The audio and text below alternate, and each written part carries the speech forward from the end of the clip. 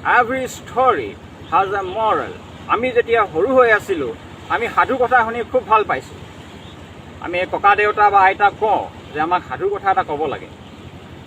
মই সাধু কথা এটা শুনিছিলোঁ, মোৰ শুনি খুব ভাল লাগিলে আৰু আপোনালোকৰ আগত ক'বলৈ বিচাৰিছোঁ।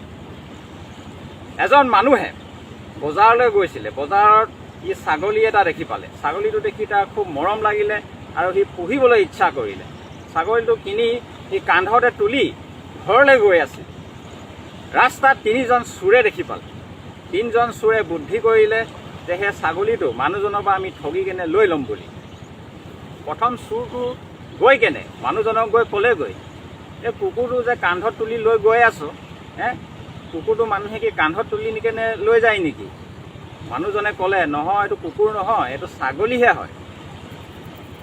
আৰু অলপ দূৰি আগলৈ গৈ থাকোঁতে দ্বিতীয়জন চোৰ আহি কেনে ক'লেহি, ৱা তই কুকুৰ এটা কান্ধত লৈ কেনে গৈছ যে। মানুহজনে আকৌ সন্দেহ কৰিলে, এইটো সঁচাকৈ কুকুৰ নেকি?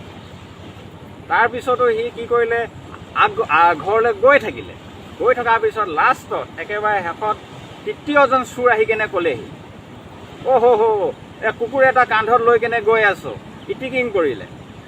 অৱশেষত মানুহজনে সঁচাকৈ ভাবিলে, যদি ইমানকেইজন মানুহে কৈছে যে এইটো এটা কুকুৰ হয়, তেতিয়াহ'লে কুকুৰে হ'ব লাগে, মোৰে কিবা এটা ভুল হৈছে বুলি সি মৰম লগা ছাগলীটো ৰাস্তাতে এৰি থৈ কেনে গুচি গ'ল।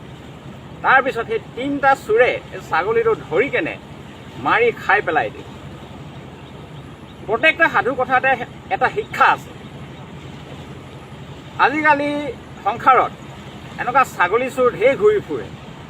মই এই ষ্টৰিটোৰ জৰিয়তে, এই ষ্টৰিটোৰ মাধ্যমে আপোনালোকক সতৰ্কহে কৰিবলৈ বিচাৰিছোঁ